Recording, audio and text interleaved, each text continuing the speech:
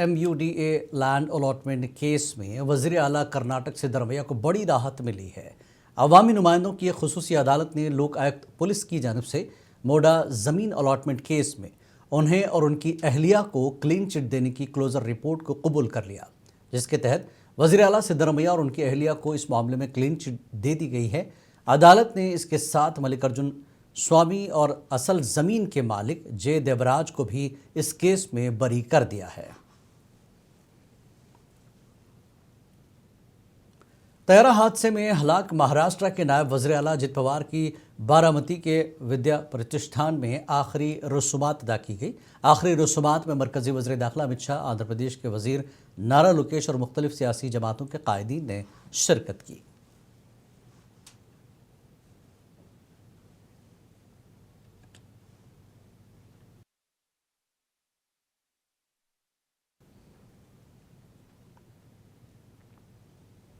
Congress leader Shashi Tharoor party के कौमी सदर मल्लिकार्जुन खड़गे और राहुल गांधी से मुलाकात के बाद शशि थरूर ने कहा कि मुलाकात निहायत मुस्बत, तामीरी और खुशगवार रही। उन्होंने कहा कि पार्टी के अंदर तमाम उमूर पर हम आहंगी पाई जाती है और पार्टी मुत्तहिद होकर आगे बढ़ रही है।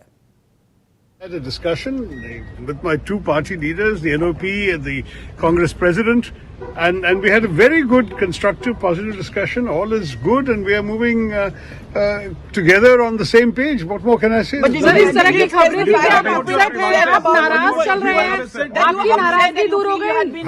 I can't, honestly, there's nothing more to say. I can't even hear the questions about that. Yes, sir, are you happy with the meeting, sir? I've always campaigned for the party. Where have I not campaigned? So I will was there any campaign. discussion on chief ministerial candidate of the party or campaign committee That chief? was never the issue. I'm frankly not interested in being a candidate for anything at the moment. I'm already an MP. I have the trust of my voters from Thiruvananthapuram. I have to look after their interests in Parliament. That's my job.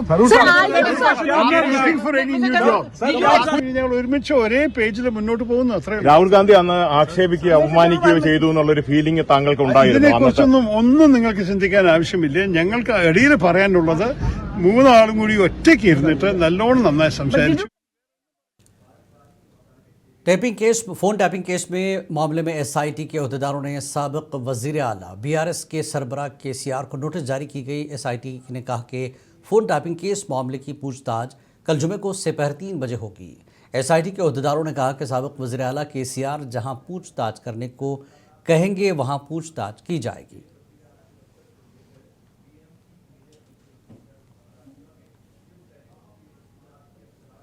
Telangana के सदर प्रदेश कांग्रेस महेश कुमार गौड़ ने phone tapping case मामले में साबिक वज़ीर आला KCR को जारी किए गए नोटिस पर रद्दअमल जाहिर किया। उन्होंने कहा कि फ़ोन टैपिंग केस में SIT की तहक़ीक़ात शफ़ाफ़ तरीक़े से जारी हैं। उन्होंने कहा कि तहरीक के कायद की हैसियत से वो साबिक वज़ीर आला का एहतराम करते हैं, लेकिन साबिक़ा BRS के दौर हुकूमत में हुए फ़ोन टैपिंग वाक़े में कौन मुलविस था, इसके सबूत सामने आना ज़रूरी है। SIT के अहदेदार अपने इख्तियारात के तहत उसकी तहक़ीक़ात कर रहे हैं। उन्होंने यकीन ज़ाहिर किया कि कांग्रेस म्यूनसिपल इंतखाबात में कामयाबी हासिल करेगी।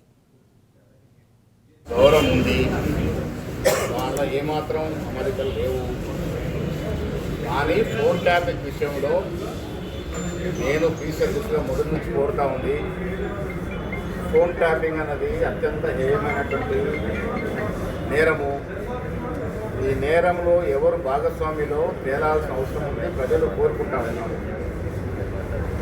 ఇప్పుడు కేసీఆర్కి నోటీసులను మీరు చెప్తా ఉన్నారు, నాకు ఇంకా సమాచారం లేదు. ఒకటి ఇచ్చినా కూడా పారదర్శకంగా విచారణ జరగాలి. ఆనాడు 10 ఏళ్లుగా ప్రతిపక్ష నాయకుల మీద, పారిశ్రామికవేత్తల మీద, ఎమ్మెల్యేల మీద, కొంతమంది సినీ తారుల మీద జరిగినటువంటి ఫోన్ ట్యాపింగ్ విషయం బహిర్గతం కావాల్సిన అవసరం ఉంది. కాబట్టే రాష్ట్రంలో కాంగ్రెస్ ప్రభుత్వం వచ్చిన తర్వాత రేవంత్ రెడ్డి గారి నేతృత్వంలో దీని మీద సిట్టేసి విచారణ ముందుకు తీసుకెళ్తా ఉన్నాం. దాంట్లో భాగంగానే మాలాంటి వాళ్ళం చాలామంది వెళ్ళి వాంగ్మూలం ఇవ్వడం జరిగింది. దాదాపు 560 చిల్లర పైన వ్యక్తుల మీద ఫోన్ ట్యాపింగ్ జరిగినట్టుగా సమాచారం. దాంట్లో భాగంగా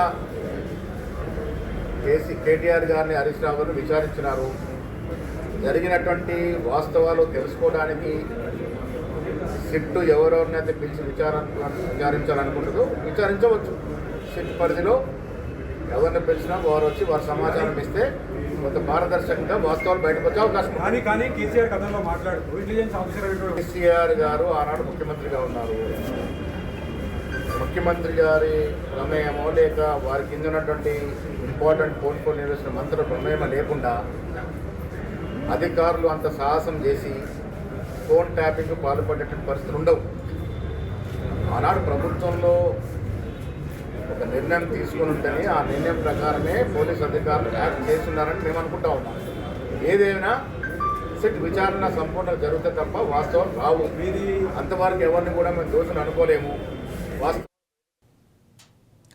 आधुनिक रुकन असम्बली पार्थसारथी ने आधुनिक शहर में कंट्रोल रूम, जंक्शन और भीमा सर्कल पर कायम किए गए जदीद ट्रैफिक सिग्नल सिस्टम का इफ्तिताह किया। ये स्मार्ट सिग्नल हाईटेक कैमरों के जरिए नस्ब किया गया है। अगर कोई ट्रैफिक कवानीन की खिलाफ वर्जी करता है तो पुलिस की शमूलियत के बगैर ऑटोमेटिक चालान आयद करते हुए विजयवाड़ा सेंट्रल सर्वर को पहुंचाता है। रुकन असम्बली ने कहा कि इसका मकसद शहर में ट्रैफिक को बेहतर बनाना है। उन्होंने मजीद कहा कि मुस्तकबिल में मास्टर प्लान के मुताबिक सड़क की तोसी और तजावुजात को हटाने का काम भी किया जाएगा ताकि ट्रैफिक के मसले का मुस्तकिल हल निकाला जाए।